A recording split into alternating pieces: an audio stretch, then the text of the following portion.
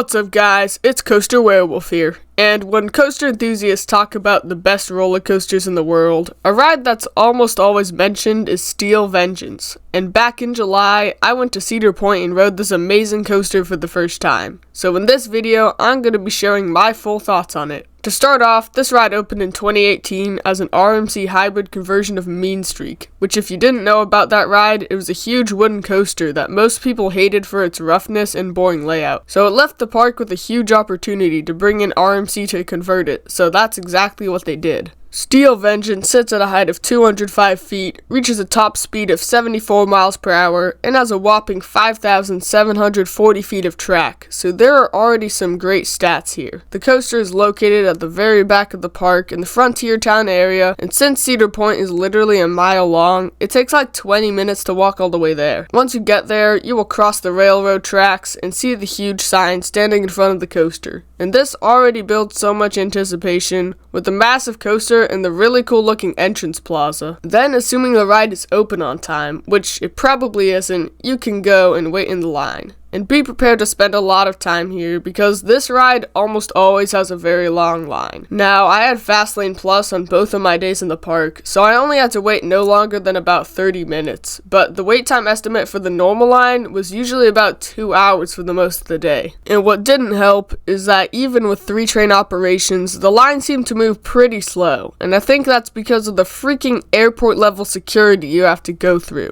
And if you don't know what I'm talking about, here's a quick rundown of how to ride Steel Vengeance. First, you have to buy a locker for everything larger than your phone. Then you wait in line until you get to the part where the queue splits off. Next, if you have any loose items, you go to the locker area. Enter all of your personal information to get a tiny locker and put every single thing you have on you inside it. And I mean every single thing. After that, you split into 2 different lines just to make everything even more confusing. Then you walk through a metal detector and get a full inspection from a guy with a handheld metal detector. And finally, you wait another 30 minutes and get on the ride. Now, in the queue, there are a couple of posters, and that's about it as far as theming goes, but I think the coolest part of this queue is just being in the middle of the structure and seeing the coaster fly past you. It gets you hyped up for the ride, and it's also cool when you're under all the supports. So, getting to the actual ride layout, you first take a turn out of the station and go into a pre-lift section with a couple of little hills, and these don't really give any airtime, but it sets the tone for the rest of the ride. You then start going up what is probably the world's loudest lift hill, and I gotta say, this lift hill is pretty amazing. This might be Then at the top, you'll get a great view of Lake Erie before plummeting down the 200-foot tall, 90-degree drop, giving great sustained ejector airtime in the back rows. Right after that drop is a speed hill that gives everyone a great pop of ejector before going into the top hat. This element gives some very strong and sustained ejector, and what makes it even crazier is that there's a strong jolt of laterals while going down. You then rise up into one of the best elements on any coaster, the outer bank. And what makes this element so special is that you get ejected out of your seat while being tilted sideways, and you're out of your seat for a good 5 seconds. This is followed by an ejector-filled step up into a fast and aggressive 0G roll. After that is an overbank wave turn type element that gives some sideways airtime before going into my favorite inversion on the ride, the 0G stall. And I've been on a few other coasters with the 0G stall, but those are nothing like this one. What makes this one so crazy is that you rise up out of your seat and then get violently yanked upside down. And while you're still out of your seat from the hang time, you get snapped again the other direction while diving towards the ground. Then you do a step down before doing a double up into the mid-course, and all of those moments give more amazing ejector airtime. Now, this mid-course does sometimes slow the train down, but if I'm gonna be honest, even when it was on, the second half felt just as fast as when it was off.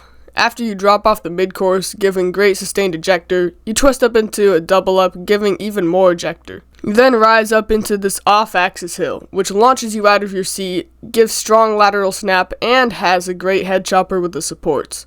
After that is a snappy overbank, a fun 0G roll, and more pops of airtime. You then go into this really cool wave turn, which launches you out of your seat while being completely sideways. After this is another 0G roll and another overbank before going into the finale, a series of strong ejector pops of different sizes, which is the perfect way to end this ride with a bang. I got rides towards the front and in the back, and most of the elements feel pretty similar in all rows, but I do prefer the back row as the first drop and drop off the mid-course are definitely a lot better in the back. I also got a couple of night rides, and you should definitely try to ride Steel Vengeance at night at least once, as it feels even faster, and it's really dark when you're inside the ride structure. Also, you get an amazing view of the whole park all lit up, which just looks really cool. So now, let's get to the pros and cons. The first pro is the length. This is a very long ride, and all of the elements are outstanding. The next pro is the airtime. And honestly, the amount of airtime on this ride is actually just insane.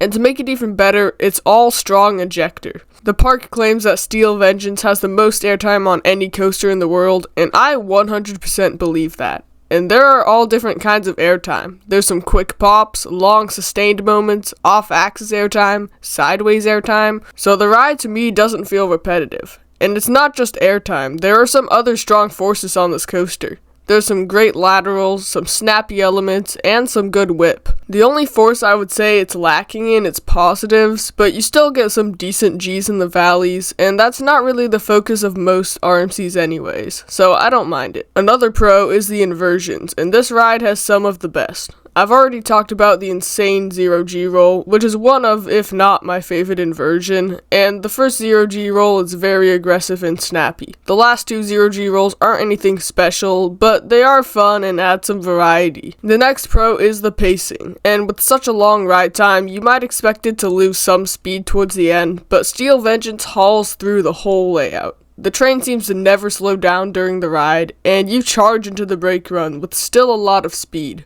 Like most RMCs, this coaster is also glass smooth, and this might be kind of controversial, but I actually really like the RMC trains. The lap bars are padded and contour your legs, which make airtime not painful, unlike another coaster at Cedar Point. And for me, the restraints never really came down during the ride, so I never ended up being stapled. I also don't mind the shin guards on these trains, but I know they could be a problem for some. The last main pro that I'll mention is just how aggressive and out of control this coaster is. You just get thrown around the entire ride, and all of the elements feel powerful. Now, for the cons of Steel Vengeance, I'm gonna be honest, there aren't really any cons of the actual ride, besides maybe not having many positive G's as I mentioned earlier, so I'm just gonna mention some annoying things about trying to actually ride it. I already talked about the loose article policy, and in short, it just makes it a hassle to get on the ride, but I gotta say, the most annoying thing about Steel Vengeance is the reliability. This ride broke down so many times. On my first day at the park, Steel Vengeance opened 3 hours late, and it still broke down about 7 or 8 more times in the 2 days I was at Cedar Point. 2 of those times being while I was in line to ride it. I don't know what it is with this coaster in particular, because all of the other RMCs I've been on seem to be pretty reliable, but when it did break down, at least it was usually back up and running within about 30 minutes. So now to my personal opinion, and for my final rating of Steel Vengeance, of course I'm giving it a perfect 10 out of 10. This coaster is honestly just phenomenal in every way. It's fast, it's intense, it's a super long ride, it has great pacing, an amazing well-rounded layout, and it has probably the best airtime you can get on any roller coaster, period. In other words, this is basically a perfect roller coaster. This is the only coaster I've been on where on every single ride, the train would roll into the station and everyone would start clapping.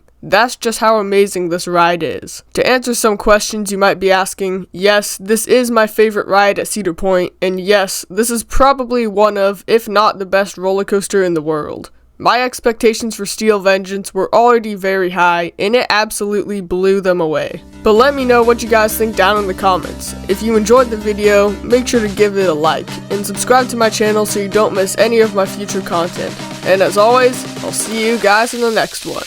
Peace.